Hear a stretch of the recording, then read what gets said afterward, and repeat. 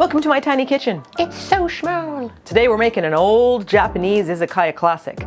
This is Tataki Kyuri, also known as smashed cucumbers. This is a great dish for getting out just a little bit of rage. Not full rage, but a little bit of rage. Let's make the dressing and smash some cucumbers. Sorry, buddy. What did I ever do to you? All right, we're starting with all the usual suspects of the Asian pantry rainbow. We have got soy sauce. I'm using Japanese shoyu. We have sesame oil. I actually have two kinds here. I'm gonna be using the Korean kind because I like the more toasted sesame taste of it. Japanese sesame oil is really tasty as well, but a little more subtle. Toasted sesame seeds, if you don't have this, I feel like it just won't taste right. Get yourself some toasted sesame seeds. I accidentally bought a bag so big, a gigantic bulk bag, so that I can refill mine because that's how much I go through it. You're gonna need the tiniest amount of sugar, so I'm just using plain white sugar and something a little bit spicy. Keep in mind this is a Japanese recipe, so you really can't go over the top. It needs to be subtle. I'm gonna use gochugaru. This is Korean ground red pepper. I don't find this particularly over the top spicy, but it's up to you. And last, this is an unusual ingredient. I'm using garlic salt. So most recipes are gonna call for mashed raw garlic, or you can use garlic in the little can that's pre-chopped. Personally, I've tried all of these methods and I just find that I taste garlic in my mouth in the forefront over everything else. It could be because garlic in Japan tastes different than garlic in Canada. I'm not sure, so I found that garlic salt is the perfect substitute. It's also really good for making garlic toast. Just telling you, don't use the raw stuff. Use this mixed with butter. And the final ingredient is gonna be shio kombu. Now I'm gonna talk more about this at the end because it's not actually going into the salad dressing. Now Martina, hot tip. I like to do all the measurements for my dry ingredients first, and then I do the wet ones at the end. Because if you put soy sauce in your only tablespoon, and then you dump sesame seeds in, you're like, because it'll get stuck to it. So this took me a surprisingly long time in life to figure out. We're starting with a teaspoon of toasted sesame seeds. This does not need to be perfect. In fact, I will likely be going back and adding more sesame seeds at the end. We're going for half a teaspoon of garlic salt. I always think these little mouths look like they're open and they're screaming and they're always like, ah, when you're dumping stuff, but maybe that's just me. I don't know. That's good. Okay. And you can always, add more to taste. So this isn't one of those end of the world recipes where everything has to be absolutely perfect. We're going in for a pinch of white sugar. Just a pinch. I'm sure you can use honey. I think white sugar is pretty popular in Asian cooking though. And we're gonna go for a dash of the red pepper flakes. What kind of a dash is a Martina dash? I'm doing this for other people so I don't choke them out with spice, okay? And we're adding in a teaspoon of soy sauce. This is Japanese soy sauce, and I just have to say, I'm not a big fan of like the plain old Kikkoman brand. I think that's like okay for some things, but if you're gonna cook with a soy sauce, try to invest in a good quality soy sauce because it tastes different. It's like richer. It's like cooking with cheap wine versus cooking with slightly tastier wine. You will have different effects. I love this container. Look at it. It's so cool looking. I feel like it looks like a paint removal can or something that you get like oil in for like filling your car in the 40s or 50s. I think it's really cool. I don't know what it is with it. We're gonna go for 2 nice hefty teaspoons of toasted sesame oil. 1 and 2 with a few little glugs, just for some good luck right there.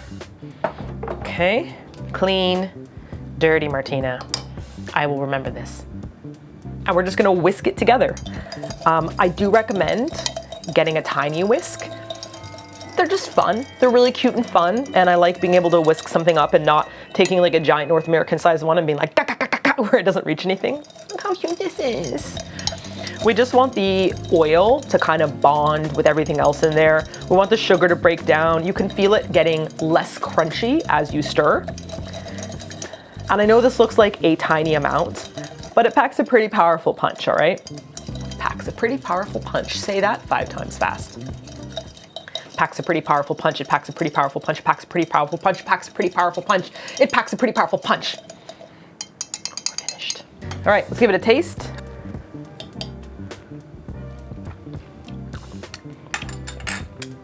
got all my favorite flavor friends in there.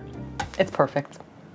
All right, we're ready to smash our cucumber. I am just gonna clear off this table because I do not want stuff to get in the way of my therapy.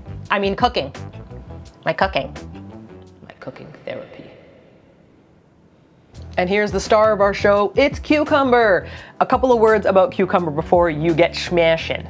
My first experience with Tataki Kyuri was in Japan, and so I use Japanese produce to make it at home. They're much smaller than this, maybe like to here, and they're thinner. The seeds are really easy to eat. There's basically like no seed texture. It's almost just like something mushy on the inside. So I tried a bunch of different cucumbers, including these little like mini cucumbers, and I thought those would probably be the best. But I was wrong. The skin tastes different, the flesh, which is a terrible way to describe a cucumber, but the flesh tasted different. I found that the English cucumber was the best match. The skin is super thin, so you barely taste it. The seeds on the inside, they call it seedless. There are seeds you can visually see, visibly like Sean Connery, but they don't interfere with the chewing process. And I found that it just tastes the closest to a Japanese cucumber. Wherever you're living in the world, whatever cucumber that sounds like, that's the one you should go for. Because I feel like if you're living in the UK, would you call an English cucumber, or do you just call it a cucumber? Please let me know in the comments.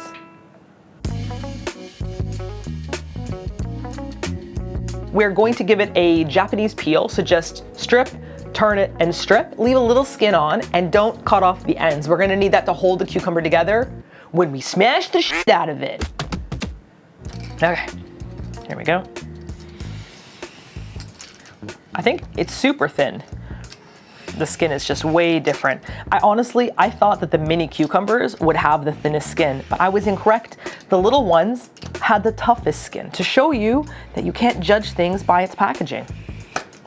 So thin. Okay, that's perfect. Look at that. Might be the most perfect one I've ever done. Now to smash it. Now I'm gonna use a pestle. I'm trying to remember if this is the pestle and this is the mortar, or if it's a mortar and a pestle. I think this is the pestle.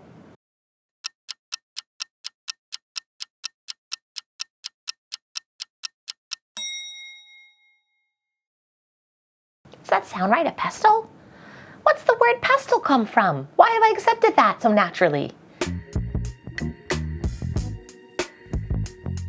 If you don't have one of these, you can use a cooking pin. You can just use a rolling pin and you can just smack it with that.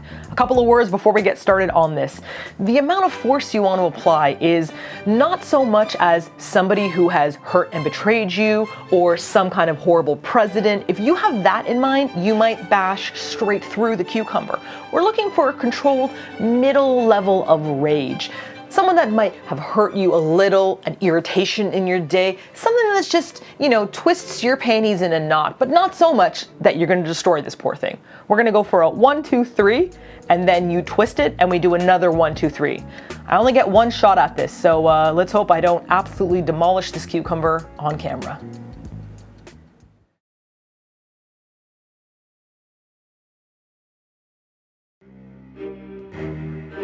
Oh man, where am I? Oh no! Hello, Mr. Cucumber. I've been watching you, and I've watched you hurt my cats. I didn't mean to. I didn't see him there. Do you know what happens to people who hurt my cats? Don't! Ah! Ah! I'll never dance again!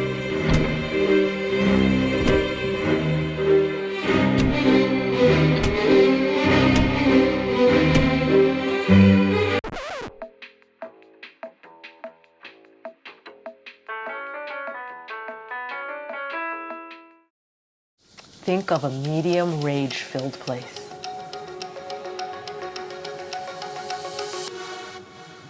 I'm ready.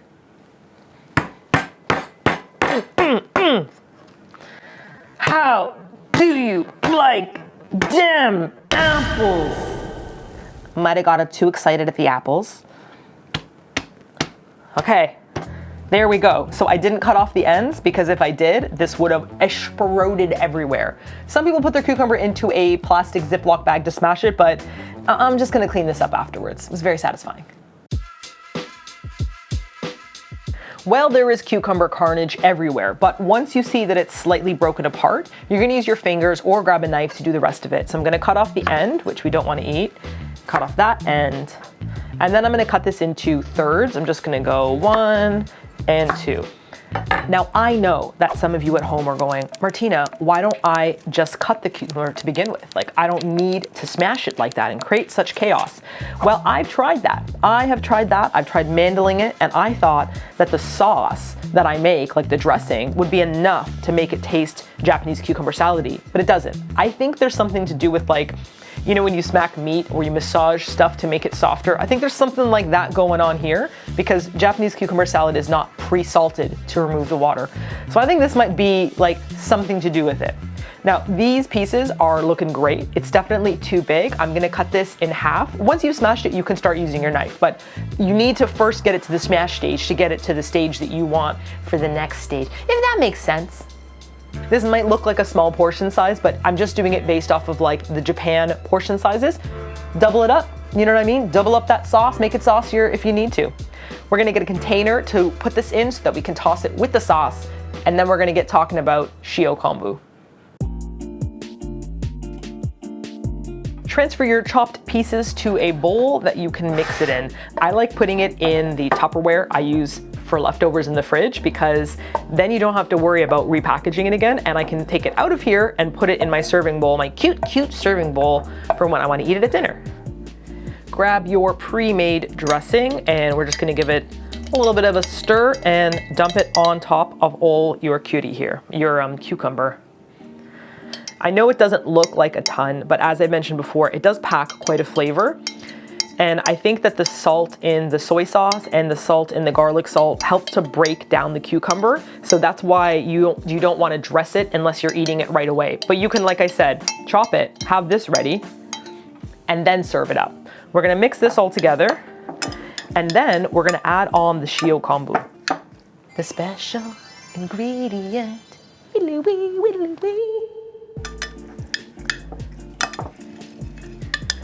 You can see this is like really well coated despite it looking like it's a teeny tiny amount. All right, coated and finished. Now we're gonna add a generous sprinkle of shio kombu. Now, shio kombu is seaweed that has been boiled with soy sauce, mirin, which is a bit sweet, sugar, and it has like a flavor to it now. And then they chop it into strips, and then they shake it in a little bit more of a very light dusting of salt, sometimes MSG, which is natural to kombu to begin with. It's chewy, it's like super salty, like you can't eat it on its own, but it really brings this dish to an amazing new level. And without it, it just kind of tastes like cucumber salad with dressing. You can find this at Chinese grocery stores, Japanese grocery stores, and I'm sure online. I'm doing about a tablespoon and a bit. I'm just gonna sprinkle that on top. Give this a bit of a stir. I wanna see a little bit of these black threads on nearly every piece of cucumber. Like, I know you cannot individually divide them all, but if it looks like there's just not enough to distribute one for each piece, then you just add a little bit more. I think this can go for just a tiny bit more, like that. Nice. I'm gonna serve this up in a cute little plate, and then we can try it.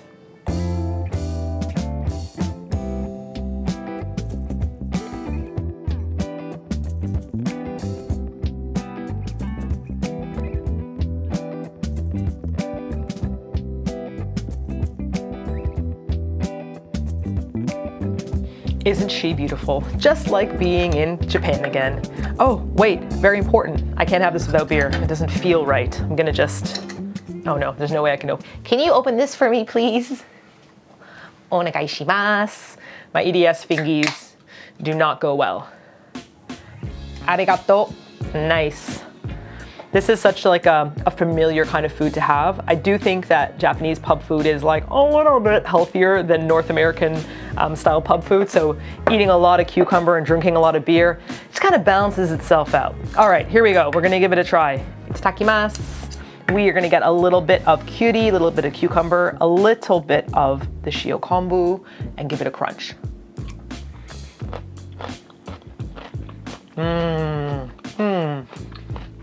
It's juicy, it's crunchy, You get the toasted sesame taste, then a little punch from the salted seaweed on top, the shio kombu, and you have a little bit of elegant sweetness and the tiniest, just a touch of heat from the gochugaru. Let's wash this all down. Well, I hope you get a chance to get out some of your medium level rage and make some smashed cucumbers. Tataki Kyuri is scrumptious and delicious and pretty easy to make. The entire recipe is available on Kogi.ca for free, and there are no ads and there are no long ass essays talking about my relationships with cucumbers. It's just the recipe. Oh, Martina, where did you get that amazing shirt from? Oh, who said that? This amazing shirt? Oh, okay. I designed this amazing shirt. It is part of the Memer Mood collection. Check it out at the KingKogi.ca store as well. You can smash some cucumbers and then you can smash the add to the cart button. Get it? It totally worked out. And also smash the subscribe button if you haven't subscribed. And also smash the notification button if you haven't smashed that. And then you have to also now smash the notification bell button that allows you to know. YouTube's gotten complicated. Keep keeping it cool in the King Kogi village, and I will see you all on the airship. Captain Martina, out.